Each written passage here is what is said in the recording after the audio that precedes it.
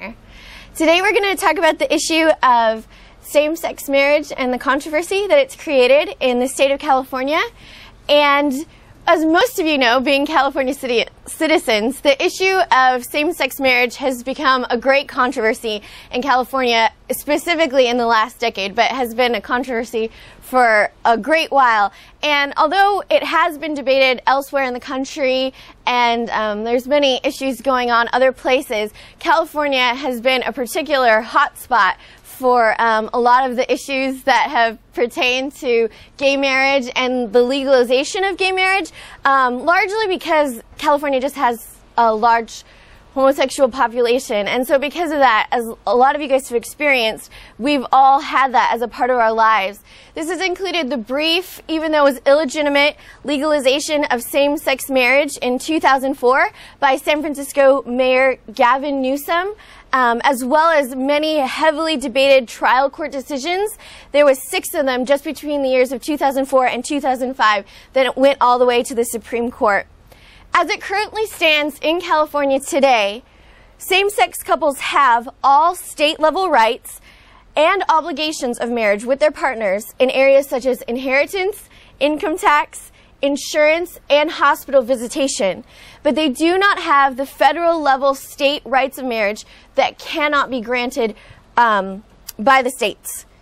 In light of this, there's a lot of really important issues that are surrounding this controversy that has a lot more to do with just the laws and the legislation, but is really heart issues and societal issues that are taken by both the proponents and the opponents of same-sex marriage. And these include, for those that support same-sex marriage, the belief that they're being denied a constitutional and a civil right. And of course, if that's true, that's a really paramount deal for us and for our state, because being denied a constitutional and civil right is no light thing. They also believe that they are victims of unwarranted discrimination and prejudice, and they believe that they should be granted equality with heterosexual couples.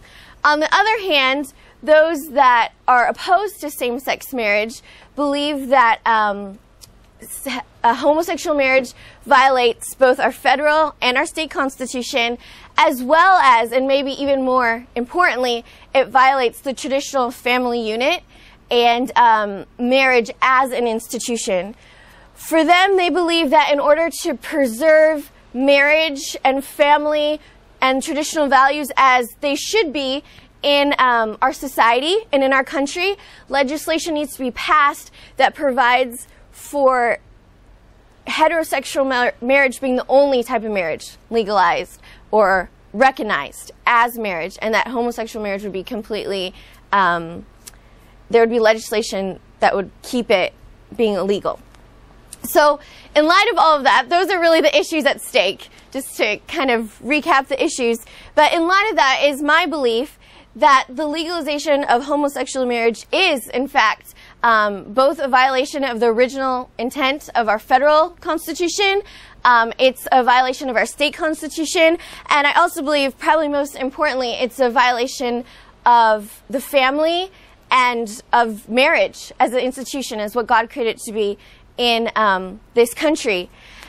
Another point that needs to be made, obviously, just to kind of clarify, is that currently it is illegal in the state of California.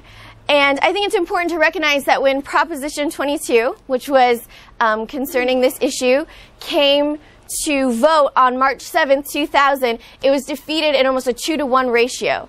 And so obviously the citizens of California, the majority of them, believe that marriage should be only between a man and a woman, as I believe, and they wish it to remain as such. And I think that's important to realize. But just because the majority of people want something doesn't mean that it's right or that it should happen. And a lot of people will raise that issue. And so because of that, I wanted to take a minute and just talk about marriage as an institution.